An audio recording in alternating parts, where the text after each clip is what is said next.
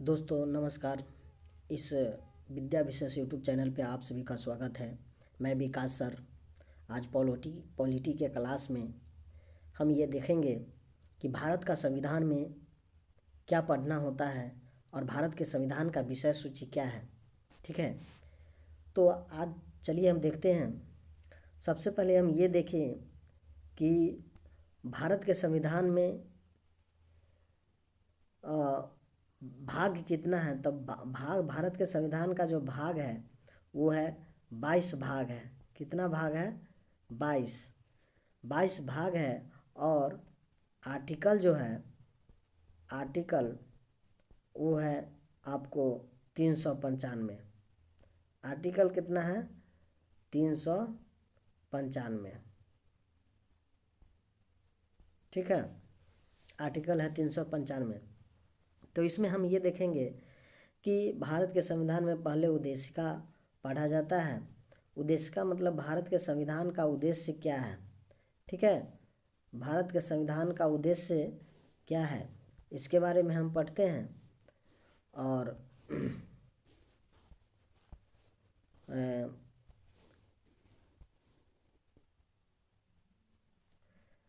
उसके बाद भाग 1 में दिया हुआ है। भाग 1 में है संघ और उसका राज्य क्षेत्र। नहीं, आर्टिकल हम देखें तो एक आर्टिकल में 1 आर्टिकल में है संघ का नाम एवं राज्य क्षेत्र। आर्टिकल 1 में है संघ का राज्य एवं राज्य क्षेत्र। दूसरा आर्टिकल में है नए राज्यों का प्रवेश या स्थापना। तीसरे आर्टिकल में नए राज्यों का निर्माण और वर्तमान राज्यों के क्षेत्र सीमाओं या नामों में परिवर्तन। चौथे आर्टिकल में है अनुसूची और चौथी अनुसूची के संशोधन एवं अनुपूरक अनुसांगिक और परिमाणिक विषयों का बंद करने के लिए अनुच्छेद 2 और 3 के अधीन बनाई गई विधियाँ। ठीक है, तो भाग 1 में जो है भाग 1 में आर्टिकल कितना है? 1 से 4। ठीक है, आप देखते हैं भाग 2 क्या है। भाग 2 में हम देख रहे हैं कि भाग 2 किससे संबंधित है। तो संविधान में ये पूछ दिया जाता है, यह संविधान बोले ये एग्जाम में किसी भी एग्जाम में पूछ दिया जाता है कि भाग 2 किस से संबंधित है, यानी मूल अधिकार से संबंधित है या नागरिकता से संबंधित है। ठीक है, तो भाग 2 जो है नागरिकता से संबंधित है। किसी भी आदमी को नागरिक दिया जाएगा या भारत आज़ाद होने तक किसको नागरिक दिया जाए या किसी को नागरिक नहीं, भारत के नागरिकता नहीं दी जाए, इसके बारे में हम जानकारी इस भाग 2 में देखते हैं। ठीक है, तो आर्टिकल 5 में जो है संविधान के प्रारंभ पर नागरिकता, यानी आर्टिकल 5 में क्या कह रहा है कि संविधान के प्रारंभ पर नागरिकता, संविधान प्रारंभ हुआ उस समय नागरिकता किसको दिया जाए न दिया जाए इसके बारे में देखेंगे। पाकिस्तान से भारत को प्रव्रजन करने वाले व्यक्तियों के नागरिकता। ठीक है, पाकिस्तान से भारत प्रव्रजन करने वाले व्यक्तियों के नागरिकता। उसके बाद देखते हैं आर्टिकल 7 कहता है पाकिस्तान को प्रव्रजन करने वाले कुछ व्यक्तियों के नागरिकता के अधिकार। उसी तरह आर्टिकल 8 कहता है भारत के बाहर रहने वाले भारतीय उद्धव के कुछ व्यक्तियों की नागरिकता के अधिकार। आर्टिकल 9 विदेशी राज्य के नागरिकता के स्वेच्छा से अर्जित करने वाले व्यक्तियों का नागरिक न होना। आर्टिकल 10 कह रहा है नागरिकता के अधिकारों का बना रहना। आर्टिकल 11 कह रहा है संसद द्वारा नागरिकता के अधिकार का विधि द्वारा विनिमय किया जाना। ठीक है, तो हमने देखा कि आर्टिकल जो है हमने देखा कि आर्टिकल 4 से लेके 11 तक किस भाग से संबंधित है? संविधान के भाग 2 से संबंधित है। ठीक है, अब देखते हैं भाग 3। भाग 3 में संविधान में कितना क्या है? मूल अधिकार। ठीक है, मूल अधिकार भाग 3 में है। ठीक है, इसमें हम देखें कितना आर्टिकल है। आर्टिकल 12 में जो दिया गया है उसमें है कि वह परिभाषा है। क्या है? परिभाषा। आर्टिकल 13 में दिया हुआ है मूल अधिकारों से असंगत या उनका अल्पीकरण करने वाला विधियाँ। मूल अधिकारों से असंगत या उनके अल्पीकरण करने वाले विधियाँ। इसी में है समता का अधिकार। समता का अधिकार में जो है समता का अधिकार हम देखें तो इसमें विधि के समक्ष क्षमता आर्टिकल 14 में जो कह रहा है, 14 में कह रहा है विधि के समक्ष समता। आर्टिकल 15 में कह रहा है धर्म, मूल वंश, जाति, लिंग या जन्म स्थान के आधार पर विभेद का प्रतिषेध। आर्टिकल 15 में मतलब धर्म के आधार पर, मूल वंश के आधार पर, जाति के आधार पर, लिंग या जन्म स्थान के आधार पर आप उसके विभेद मतलब भेद नहीं कर सकते। ठीक है। आर्टिकल 16 कह रहा है लोक नियोजन के विषय में अवसर की समता। आर्टिकल 17 का अस्पृश्यता का अंत। ठीक है। अस्पृश्यता का अंत जो है, छुआछूत का अंत किससे हुआ था? आर्टिकल 17 से हुआ। आर्टिकल 18 उपाधियों का अंत, जिसे भी उपाधि दिया गया था उसको अंत मतलब उसका खात्मा जो है आर्टिकल 18 से किया जाएगा। यानी किसी को उपाधि दिया जाएगा या उपाधि रखना है नहीं रखना है, ये कौन तय करेगा? था आर्टिकल 18। ठीक है। अब इसके आगे हम देखते हैं आर्टिकल 19 स्वतंत्रता के अधिकार, मतलब इसके तहत ही प्रेस जो भी मीडिया वाले सब है ये सब स्वतंत्र है। ठीक है। आर्टिकल 19 वाक्य एवं बोलने एवं स्वतंत्र आदि विषय कुछ अधिकारों का संरक्षण करता है। आर्टिकल 19।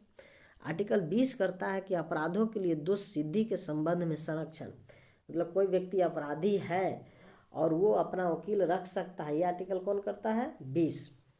आर्टिकल 21 प्राण एवं दैहिक स्वतंत्रता का संरक्षण। आर्टिकल 21 करता है प्राण एवं दैहिक स्वतंत्रता का संरक्षण। 21 क कहता है शिक्षा का अधिकार। 21 क कहता है क्या है? शिक्षा का अधिकार। आर्टिकल 22 जो है कहता है कुछ दशाओं में गिरफ्तारी और निरोध से संरक्षण होगा। ठीक है। अब ये जो है 19 से 22 तक स्वतंत्रता का अधिकार है। मूल अधिकार में 19 से 22 तक आर्टिकल क्या है? स्वतंत्रता का अधिकार है। ठीक है। स्वतंत्र होने का अधिकार है। ठीक है। और शोषण के विरुद्ध अधिकार क्या है? 23 और 24 मानव दुर्व्यापार और बलात् श्रम का प्रतिषेध, मतलब मानव को दुर्व्यापार नहीं कर सकते हैं। बलात् श्रम मतलब उसका छोटे बच्चे को से काम नहीं करवा सकते हैं। ठीक है। आर्टिकल 24 कहता है कारखानों आदि में बालकों के नियोजन का प्रतिषेध। ठीक है। तो शोषण के विरुद्ध अधिकार कितना है? कई गो आर्टिकल है? 2 गो। ठीक है।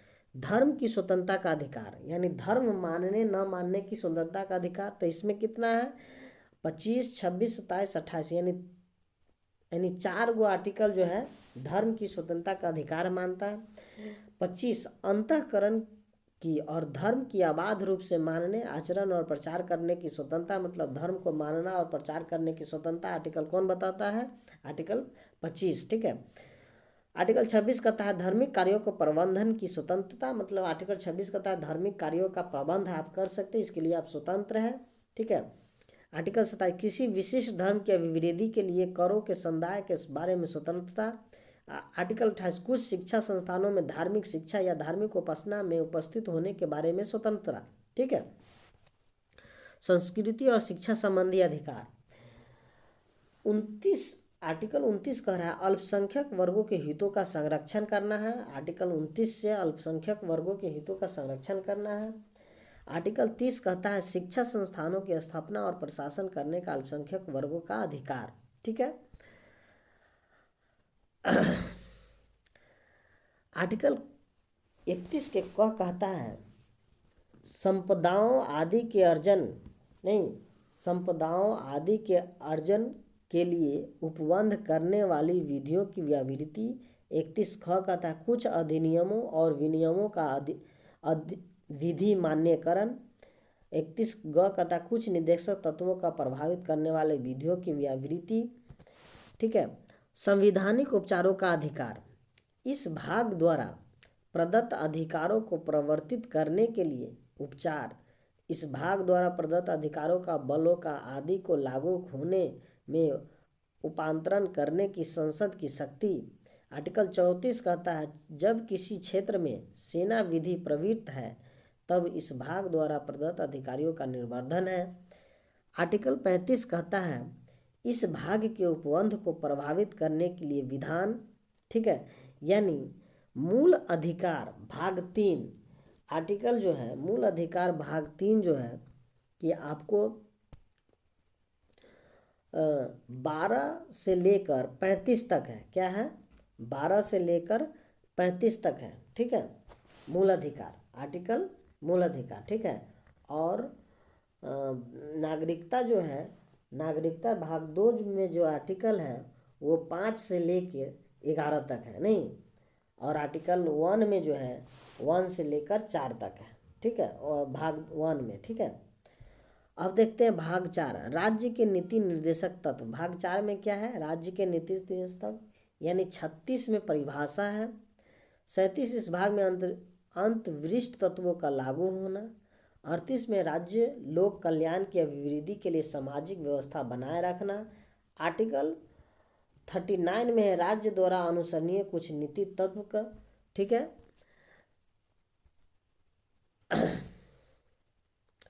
39 क में है सामान्य न्याय और निःशुल्क विधि सहायता, ठीक है।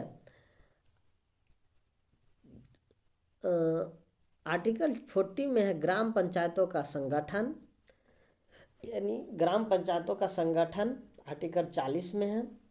आर्टिकल 41 में कुछ दशाओं में काम, शिक्षा और लोक सहायता पाने का अधिकार। आर्टिकल 42 में काम की न्यायसंगत और मनोविचित दशाओं का तथा प्रसूति सहायता का उपबंध। आर्टिकल 43 में है कर्मकारों के निर्वाह, मजदूरी आदि। आर्टिकल 44 में नागरिकों के लिए एक समान सिविल संहिता। आर्टिकल 45 में 6 वर्ष से कम आयु के बच्चों की बाल्यावस्था की देखभाल और शिक्षा के लिए प्रावधान। आर्टिकल 46 में अनुसूचित जातियों, अनुसूचित जनजातियों और अन्य, ठीक है। आर्टिकल 47 में पोषाहार स्तर और जीवन स्तर को ऊंचा करने तथा लोक स्वास्थ्य का सुधार करने का राज्य का कर्तव्य। आर्टिकल 48 में कृषि और पशुपालन का संगठन। 48 के क में है पर्यावरण का संरक्षण तथा संवर्धन और वन तथा वन्य जीवों की रक्षा। आर्टिकल 49 में राष्ट्रीय महत्व की स्मारकों, स्थानों और वस्तुओं का संरक्षण। आर्टिकल 50 में कार्यपालिका से न्यायपालिका का पृथक्करण। आर्टिकल 51 में अंतर्राष्ट्रीय शांति और सुरक्षा की अभिवृद्धि। यानी आर्टिकल 1 और भारत के संविधान के भाग 1 में हम देखें कि भाग 1 में 4 आर्टिकल है, 1, 2, 3, 4, ठीक है। भाग 2 में है, यानी भाग 2 आपको 5 से लेकर 11 तक है, 5, 6, 7, 8, 9, 10, 11, ठीक है, नागरिकता से संबंधित है।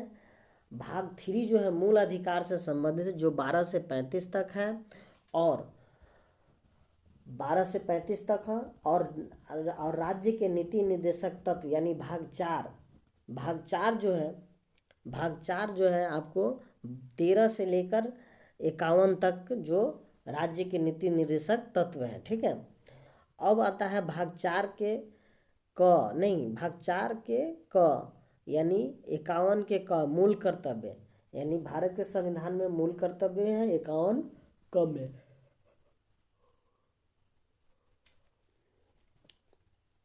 आगे देखते हैं भाग 5।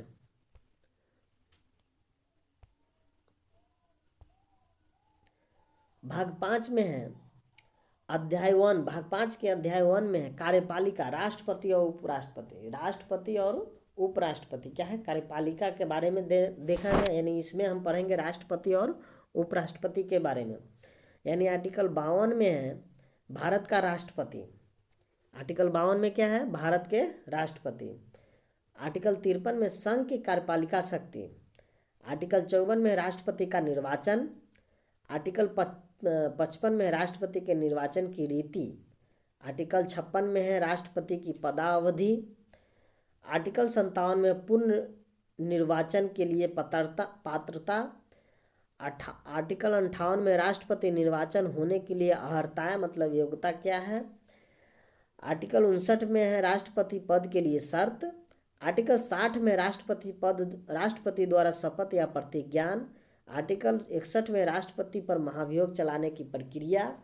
आर्टिकल 62 में राष्ट्रपति के पद में रिक्त को भरने के लिए निर्वाचन करने का समय और आकस्मिक रिक्ति को भरने के लिए निर्वाचित व्यक्ति की पदावधि। आर्टिकल 63 में भारत के उपराष्ट्रपति। आर्टिकल 64 में उपराष्ट्रपति का राज्यसभा का पदेन सभापति होना। आर्टिकल 65 में राष्ट्रपति के पद में आकस्मिक रिक्ति के दौरान या उसकी अनुपस्थिति में उपराष्ट्रपति का राष्ट्रपति के रूप में कार्य करना या उसके कृत्यों का निर्वहन करना। आर्टिकल 66 में है उपराष्ट्रपति का निर्वाचन। आर्टिकल 67 में है उपराष्ट्रपति के पदावधि। आर्टिकल 68 में है राष्ट्रपति उपराष्ट्रपति पद में रिक्त को भरने के लिए निर्वाचन करने का समय और आकस्मिक रिक्ति को भरने का निर्वाचित। ठीक है, अब हम देखते हैं आर्टिकल 69 में है उपराष्ट्रपति द्वारा शपथ या प्रतिज्ञान। आर्टिकल 70 में अन्य आकस्मिक में राष्ट्रपति के कृत्य का निर्वहन। आर्टिकल 71 में है राष्ट्रपति या उपराष्ट्रपति के निर्वाचन से संबंधित या सशक्त विषय। आर्टिकल 72 में क्षमा आदि को कुछ मामलों में दंडादेश के निलंबन, परिहार या लघुकरण की राष्ट्रपति की शक्ति। आर्टिकल 73 के है संघ की कार्यपालिका शक्ति का विस्तार।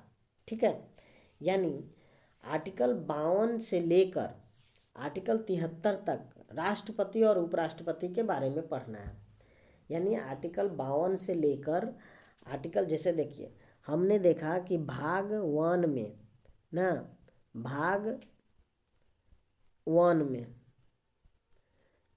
में कितना आर्टिकल है, 1 से लेकर 4। ठीक है, भाग 2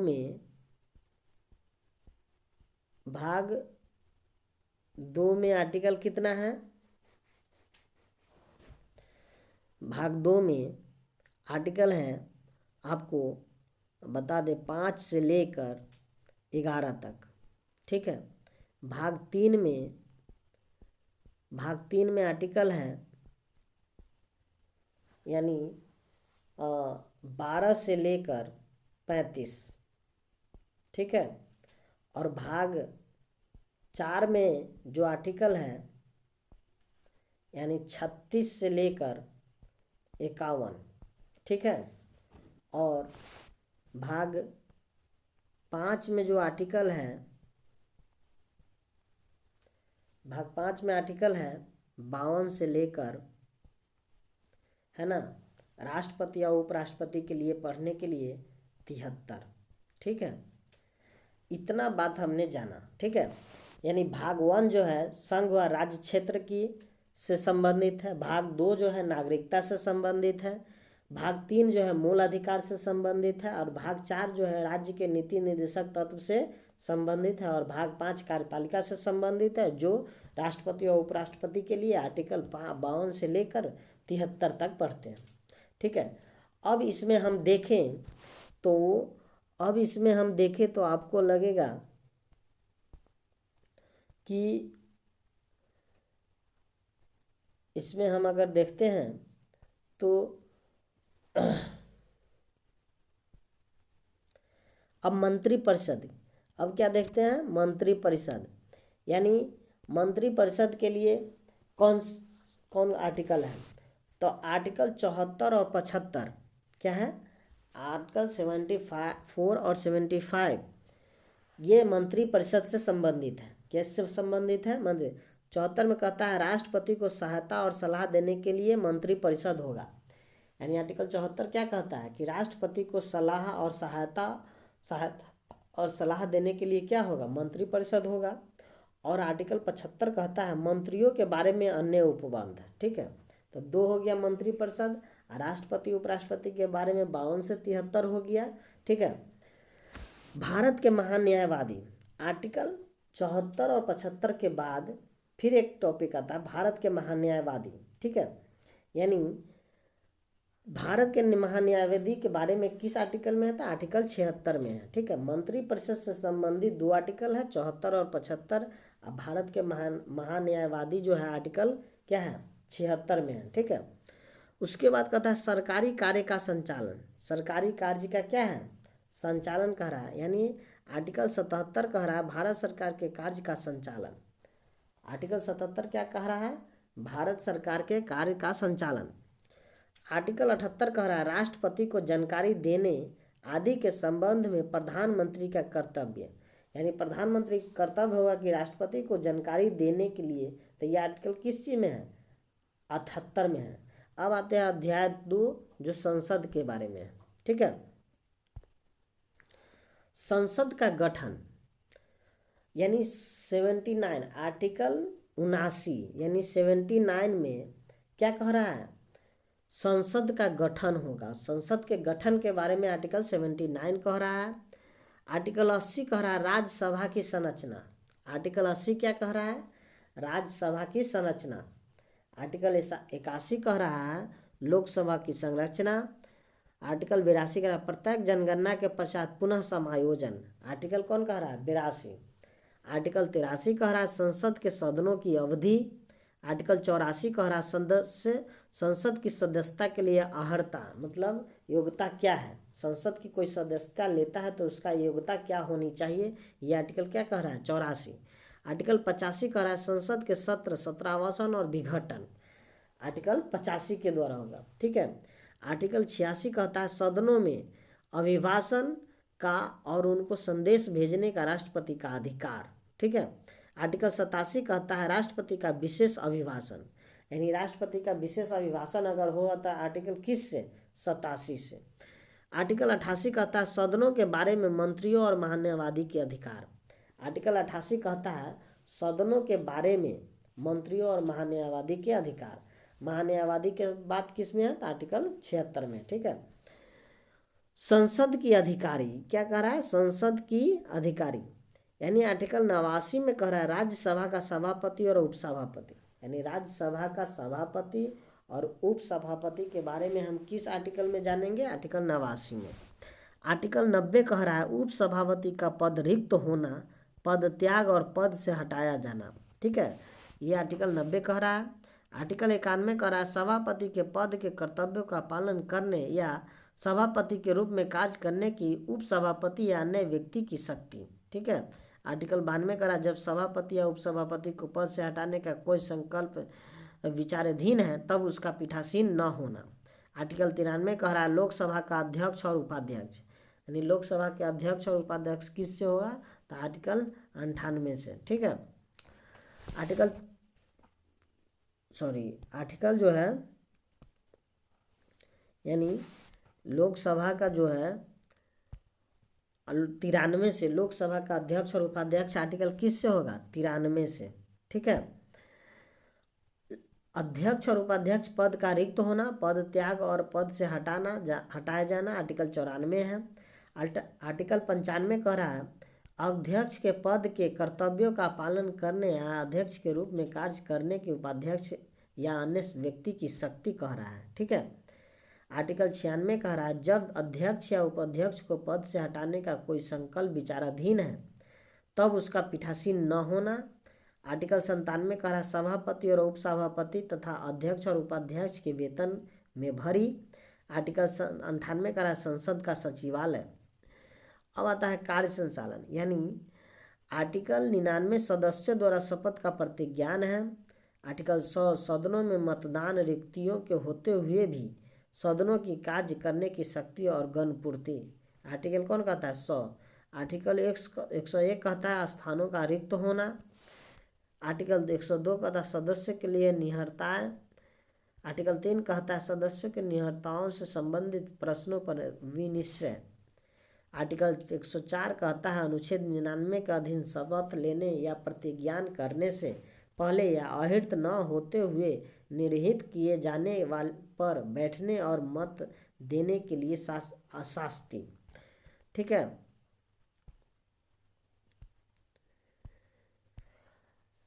अब कह रहा है संसद और उसके सदस्यों की शक्तियां, विशेषाधिकार और उन्मुक्तियां। ठीक है।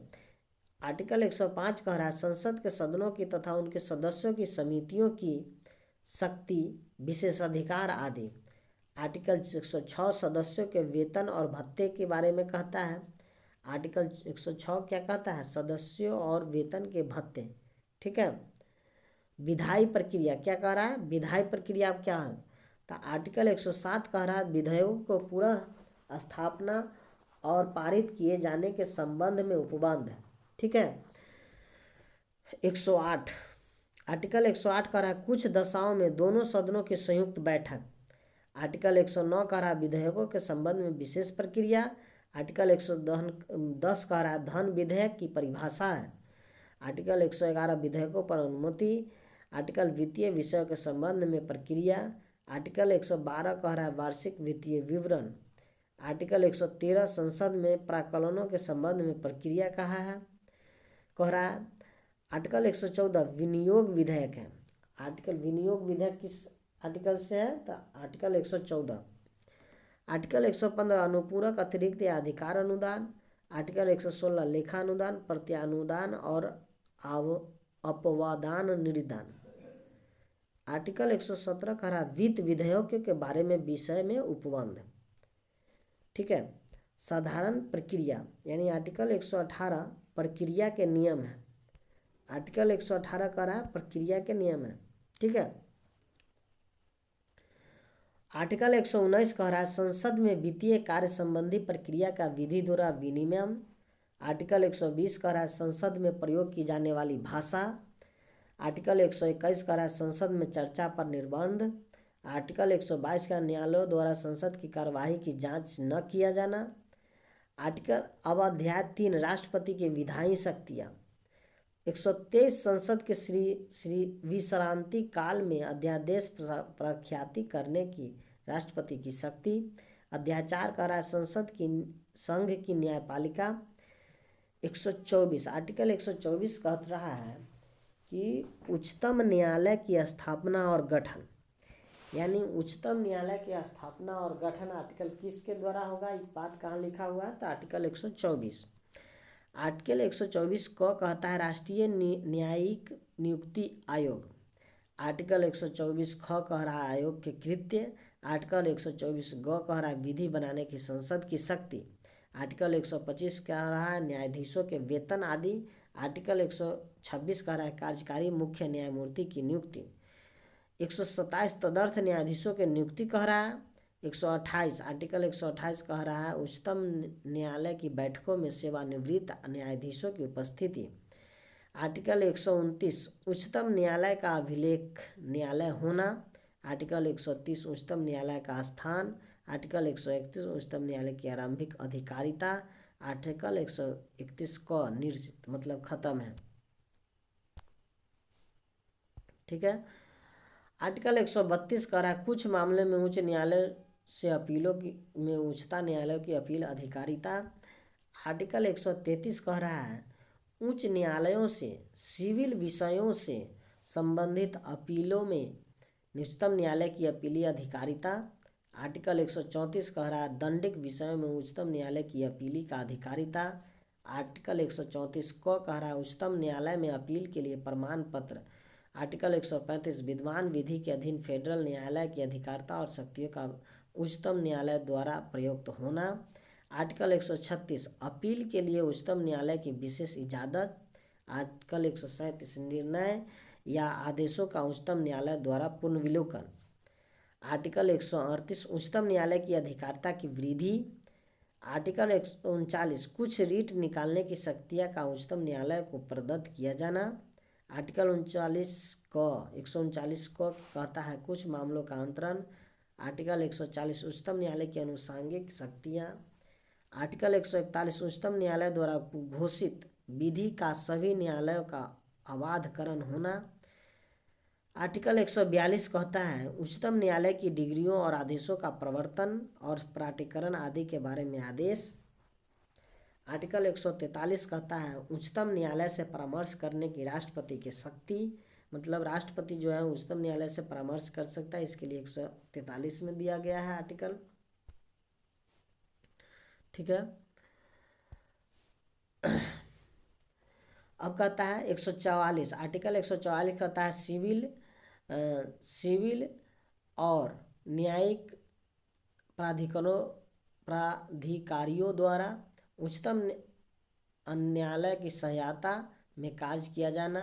144 का खत्म है। 145 न्यायालय के नियम आदि। 146 उच्चतम न्यायालय के अधिकारियों और सेवक तथा व्यय। 147 में निवर्चन है। अध्याय 5 में भारत का नियंत्रक महालेखा परीक्षक। 148 का भारत नियंत्रक महालेखा परीक्षक है। 149 का नियंत्रक महालेखा परीक्षक के कर्तव्य और शक्तियाँ हैं। 150 के संघ के और राज्यों के लेखाओं का प्रारूप है। 151 के परीक्षा प्रतिवेदन। अब जो है कि भाग 5 तक हमने जाना कि भाग 5 तक क्या क्या बात है। ठीक है। पहला हम देखें तो पहला हम देखें तो भाग, अगर हम देखते हैं भाग